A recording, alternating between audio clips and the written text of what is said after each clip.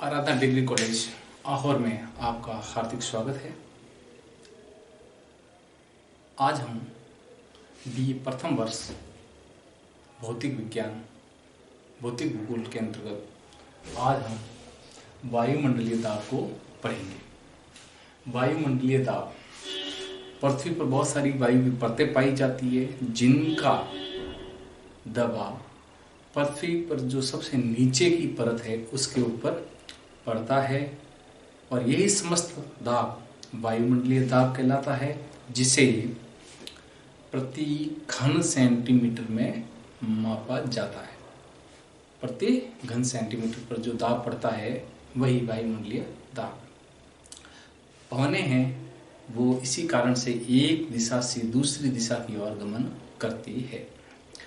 तो देखते हैं वायुमंडलीय दाब क्या होता है। तो वायुमंडलीय दाब वायुमंडलीय दाब वायुमंडलीय दाब से तात्पर्य है पृथ्वी के धरातल पर पड़ने वाला पृथ्वी की धरातल पर पड़ने वाला वह समस्त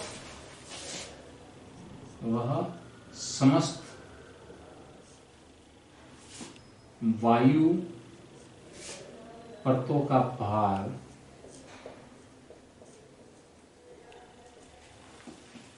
जो कि सबसे नीचे की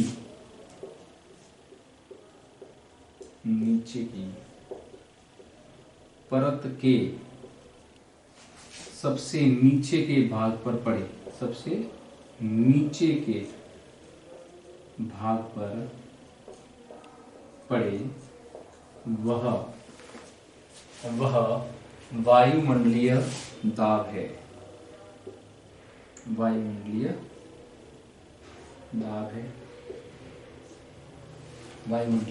दाब इसमें कई प्रकार की गैसों का भार भी पड़ता है जो पृथ्वी के वातावरण में फैली हुई है, वायुमंडल में फैली हुई है।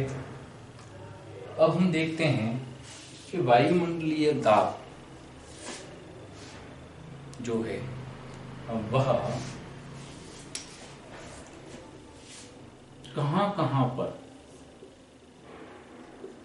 पर पाया जाता है।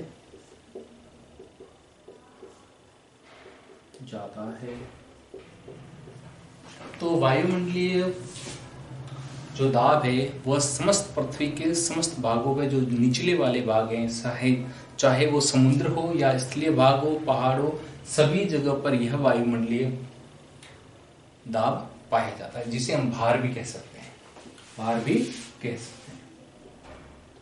तो सबसे ज्यादा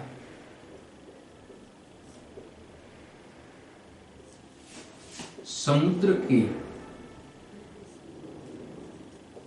तल पर पाया जाता है जहां का औसत वायुदाब 1013.2 है, मिलीबार है। 1013 मिलीबार है। यह सर्वाधिक पाया जाता है समुद्र, जहां पर समुद्र निर्वात है, जहां पर किसी प्रकार की हवाओं को आने जाने की रोक टोक नहीं होती, वहां पर पाया जाता है। वायुमंडलीय दाब को प्रभावित करने वाले कारक, तो वायुमंडलीय दाब को प्रभावित करते हैं, वायुमंडलीय दाब को प्रभावित करने वाले कारकों में प्रमुख रूप से दो कारक प्रभावित करते हैं।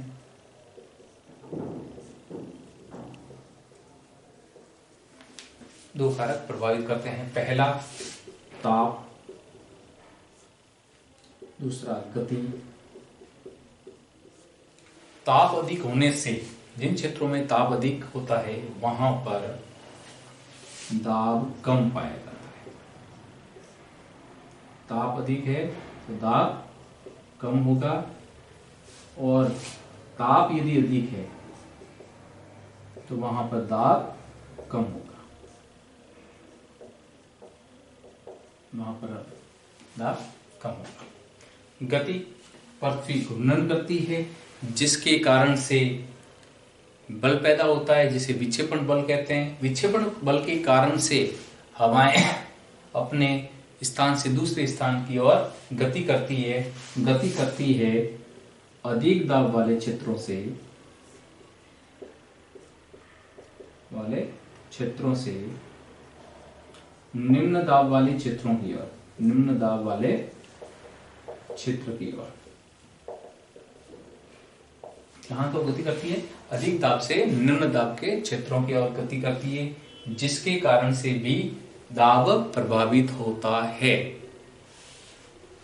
दाब प्रभावित होता है। अब देखते हैं कि पृथ्वी पर दाब के कितने कटिबंध पाए जाते हैं। दाब के कितने कटिबंध पाए जाते हैं एवं उनसे संबंधित कौन कौन से नियम बने, उनसे संबंधित कौन कौन से नियम बने। और जब दाब कटिबंध बन जाते हैं तो उनसे पवनें एक दिशा से दूसरी स्थान पर जाने लगती है, और इस प्रकार से पवनों का प्रवाह भी हमें ज्ञात हो जाता है। तो हम देखते हैं तो पृथ्वी पर पाए जाने वाले कटिबंध, पृथ्वी पर पाए जाने वाले दाब कटिबंध, दाब कटिबंध।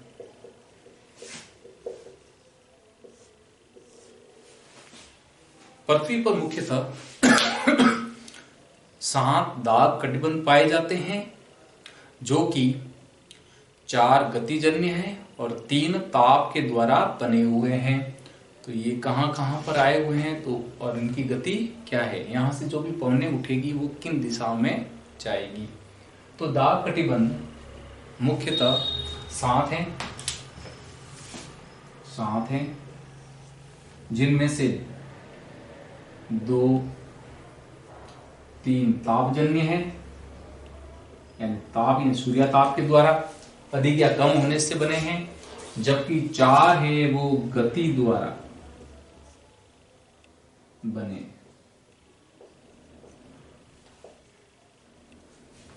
तीन ताप के द्वारा, 4 गति के द्वारा।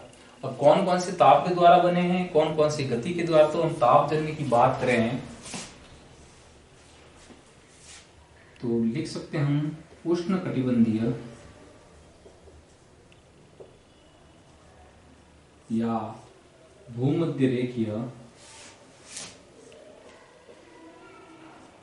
निम्न दाब का क्षेत्र, निम्न दाब क्षेत्र। पहला है उष्ण कटिबंधीय या भूमध्य रेखीय निम्न दाब का क्षेत्र। ये हो गया आपका एक, ये हो गया आपका तापजन्य।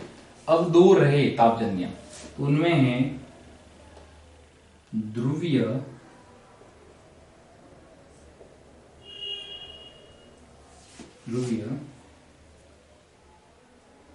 उच्च वायुदाब का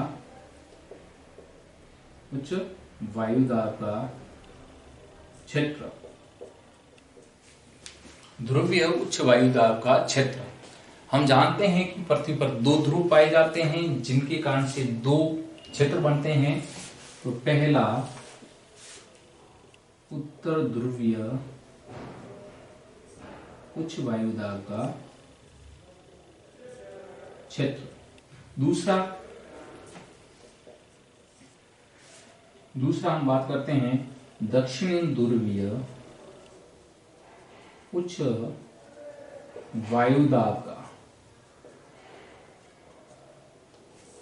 2 हो गए, 2 ये, 1 ये, कुल कितने हुए? 3 तापजन्य हैं, जबकि पृथ्वी के घूर्णन से पैदा होने वाले बल,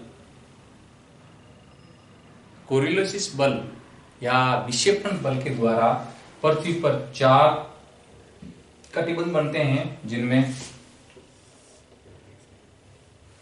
पहला उपोष्ण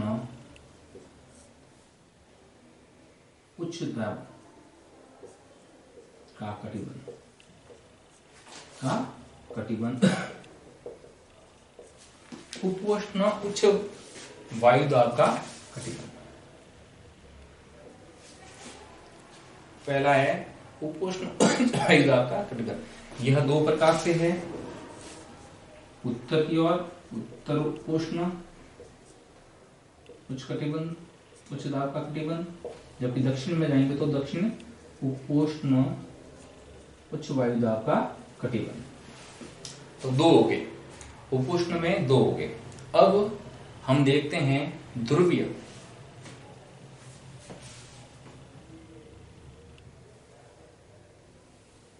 अब लेंगे दूसरा होगा हमारा उपध्रुवीय।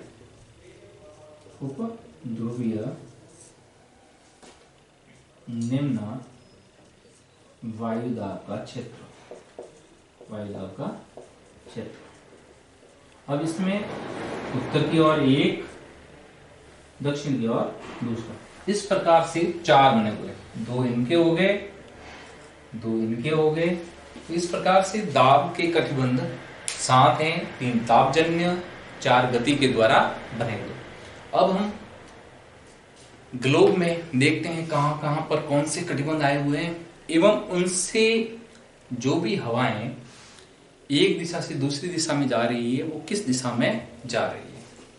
तो हम देखते हैं ग्लोब में यदि देखा जाए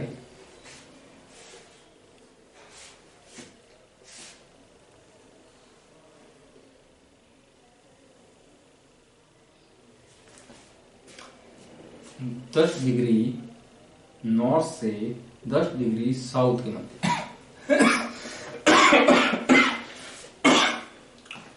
यह है भूमध्य रेखीय,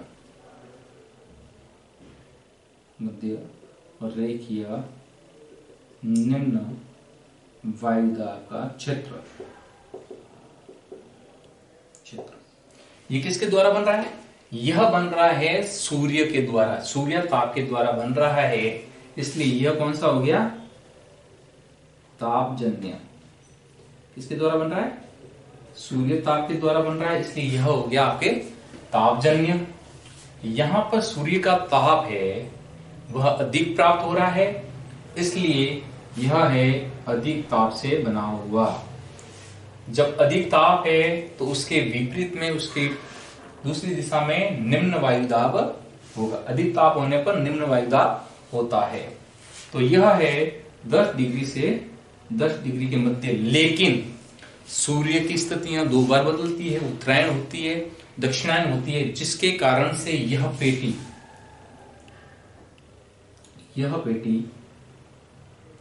स्थायी नहीं है, परंतु माना जाता है कि 10 से 10 डिग्री के मध्य में ये पेटी आई हुई है।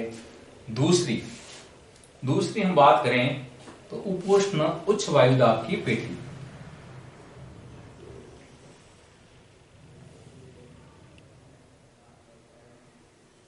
उपोष्ण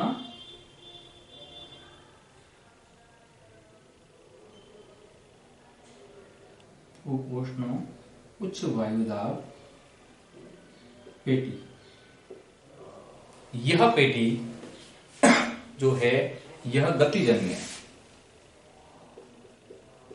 पृथ्वी घूम रही है, जिसके कारण से कोरियोलिसिस बल या विक्षेपण बल लगता है, वह भूमध्य रेखा पर नगण्य है। लेकिन जैसे जैसे हम ध्रुवों की ओर जाते हैं तो इसका बल है वो अधिक प्रभावी हो जाता है और उपोष्ण उच्च वायुदाब के क्षेत्र में आते आते ये प्रबल हो जाती है। तो यह क्षेत्र है आपके 30 डिग्री से लेकर के 35 डिग्री के मध्य में, दोनों अक्षांशों में पाया जाता है। दोनों ही अक्षांशों में पाया जाता है। तो ये हो गया गतिजन्य, उपोष्ण,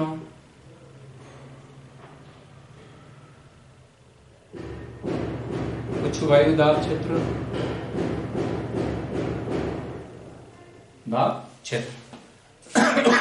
इनकी स्थिति होगी दोनों गोलार्धों में 30 से 35 डिग्री के मध्य, अक्षांश के मध्य। अब हम बात करते हैं ध्रुवीय की, उपोष्ण। अब हम बात करते हैं उपध्रुवीय की, इसकी बात करेंगे उपध्रुवीय की। तो उपध्रुवीय वाली पेटी है वह पाई जाती है 60 डिग्री से लेकर के 65 डिग्री 60 डिग्री नॉर्थ में भी और साउथ में भी, 60 डिग्री से लेकर के 65 डिग्री साउथ के मध्य में पाई जाती है। ये नॉर्थ है गोलार्ध और ये साउथ है। तो ये भी पाई जाती है 60 से 65 डिग्री दोनों ही गोलार्धों में पाई जाती है। यहां पर निम्न वायुदाब पाया जाता है और यह भी है गति जन्य, यह है उपध्रुवीय। यह भी क्या है गतिजन्य है और उपध्रुवीय है। उपध्रुवीय पेटी निम्न वायुदाब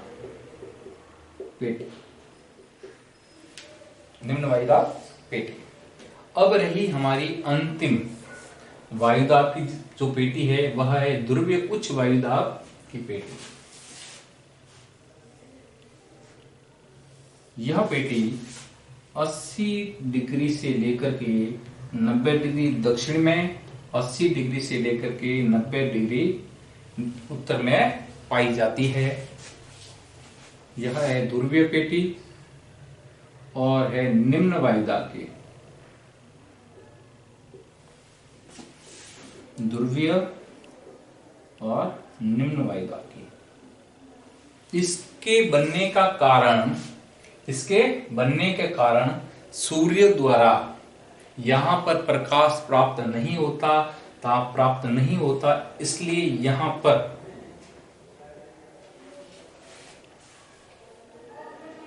ध्रुवीय उच्च वायुदाब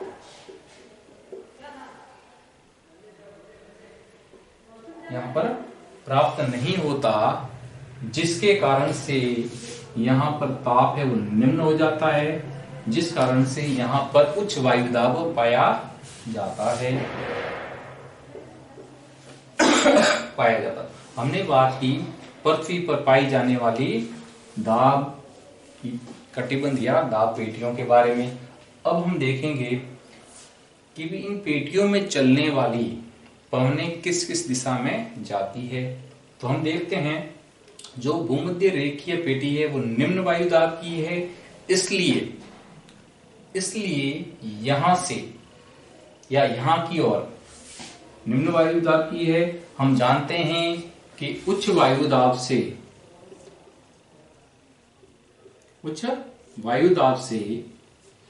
निम्न वायुदाब की तरफ की ओर हवाएं तेजी से क्षैतिज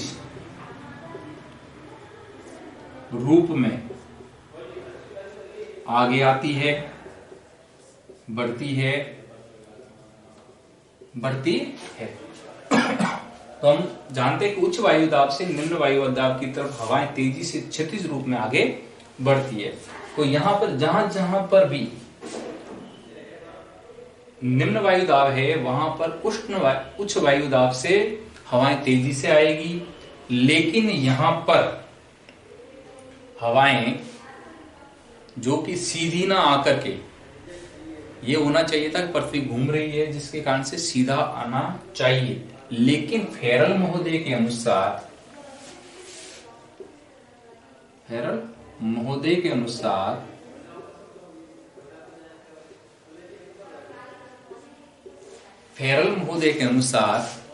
महोदय ये बताते हैं कि भाई हवा की तरफ पीट करके यदि आप खड़े होते हो, जहां से हवाएं आ रही है उसकी तरफ पीट करके खड़े हो, तो उत्तरी गोलार्ध में भूमध्य रेखा की ओर जो भी हवाएं आएगी वो एंटी क्लॉकवाइज आएगी,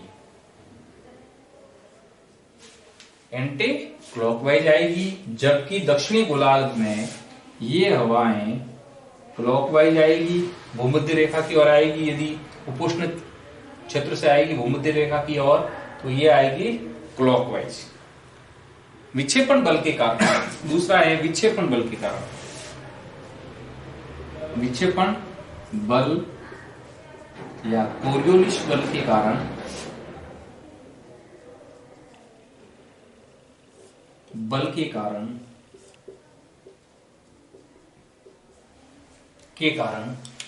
पृथ्वी घूम रही है। पृथ्वी घूम रही है। घूर्णन करती हुई पृथ्वी हवाओं को बाहर की ओर फेंकने का कार्य करती है तीव्र गति से, जिसके कारण से हवाएं बाहर की ओर आती है। लेकिन विक्षेपण करती हुई पृथ्वी गोल घूम रही है, इसलिए हवाएं अपनी मूल दिशा से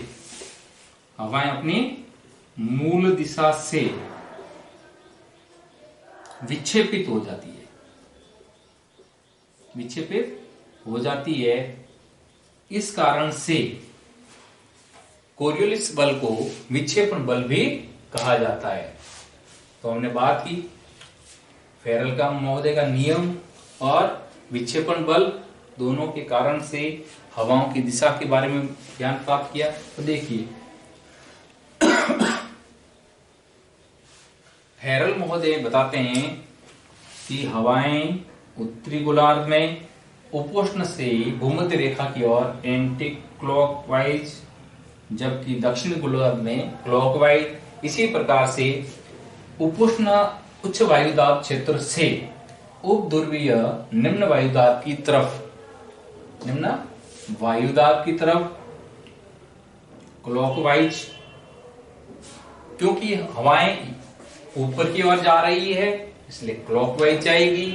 क्योंकि पीठ हम यूं करके खड़े रहेंगे तो हमारे इस ओर हवा उत्तरी गोलार्ध में इस ओर, जबकि दक्षिणी गोलार्ध में उल्टे हाथ की ओर जाएगी।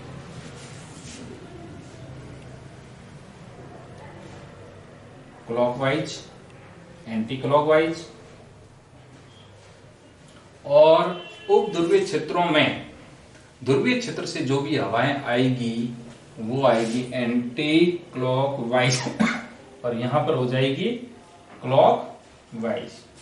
अब देखते हैं हम हवाओं की दिशा बलों के द्वारा कोरियोलिस बल और फेरल के नियम के अनुसार। तो यहां पर समकोण पे हवाएं जानी चाहिए थी, परंतु विक्षेपण बल है, फेरल का नियम लग रहा है, इसलिए ये अपनी मूल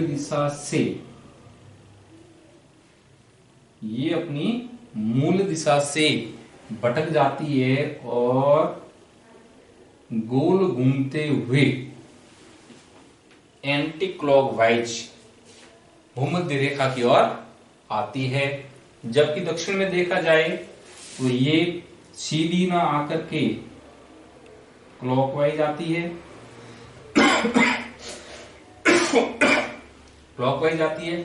इसी प्रकार से उपोष्ण उच्च वायुदाब क्षेत्र से निम्न वायुदाब की ओर ये हवाएं दक्षिण में एंटी क्लॉकवाइज, जबकि उत्तर में क्लॉकवाइज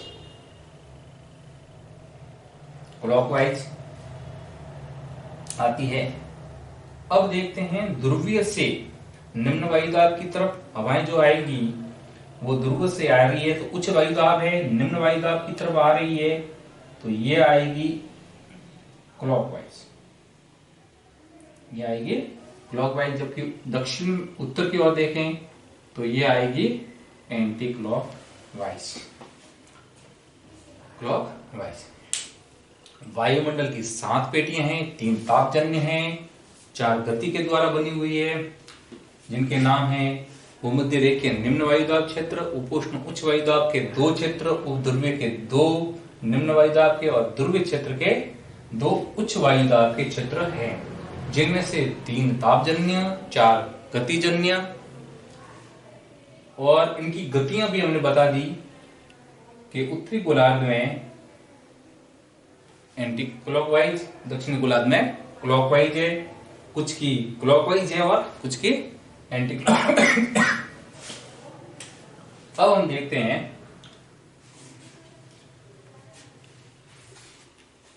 वायुदाब के प्रकार, वायुदाब के प्रकार।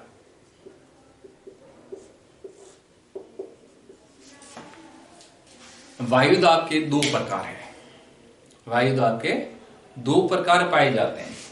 इन सभी का ज्ञान करने के बाद में एक निम्न वायुदाब, एक उच्च वायुदाब, जिनके कारण किसी का कारण ताप हो सकता है और किसी का कारण गति भी हो सकती है, जिसके कारण से दो प्रकार के दाब वायुदाब माने गए। पहला निम्न वायुदाब, पहला निम्न वायुदाब। निम्न वायुदाब से तात्पर्य यह है जिसमें हवाएं अंदर की ओर आए। निम्न वायुदाब में क्या होगा, हवाएं अंदर की ओर आए। उच्च वायुदाब से निम्न वायुदाब की तरफ आए। यह गति द्वारा भी बन सकता है और ताप के माध्यम से भी बन सकता है। दूसरा उच्च वायुदाब, उच्च वायुदाब में हाई प्रेशर बाहर की ओर होता है, बाहर की ओर होता है, इसलिए हवाएं अंदर से बाहर की ओर आती है, अंदर से बाहर की ओर जाती है। और जो लो प्रेशर वाला जो है अंदर की ओर हवाएं आएगी तो इसे ही चक्रवात कहेंगे। निम्न वायुदाब है तो उससे बनते हैं चक्रवात, निम्न वायुदाब से चक्रवात बनते हैं, जबकि उच्च वायुदाब से प्रति चक्रवात बनते हैं। उच्च वायुदाब से प्रति चक्रवात बनते हैं, उच्च वायुदाब से प्रति चक्रवात बनते हैं। अब देखते हैं कि चक्रवात बन गए, प्रति चक्रवात बन गए, इनकी आंखें कहां होती है। तो चक्रवात में आंख मध्य में होती है, मध्य में होती है आंख, फोकस बिंदु आंख जिसे कहा जाए वह मध्य में होता है, जबकि प्रति चक्रवात में बाहर की ओर आंख होती है, जिसे फोकस पॉइंट कहते हैं, फोकस पॉइंट कहा जाता है। आज हमने वायुमंडलीय दाब कटिबंधों के बारे में जानकारी प्राप्त की, जिसमें हमने 7 प्रकार के दाब कटिबंध बताए, दाब के प्रकार बताए, वायुदाब के प्रकार बताए, 3 गतिजन्य थे, 3 तापजन्य थे, 4 गतिजन्य थे, उनके बारे में जानकारी प्राप्त की। वायुदाब के प्रकार, निम्न वायुदाब, उच्च वायुदाब, चक्रवात और प्रति चक्रवात के बारे में हमने जानकारी प्राप्त की। आज के लिए इतना ही, नेक्स्ट क्लास में नेक्स्ट चैप्टर के साथ में आएंगे।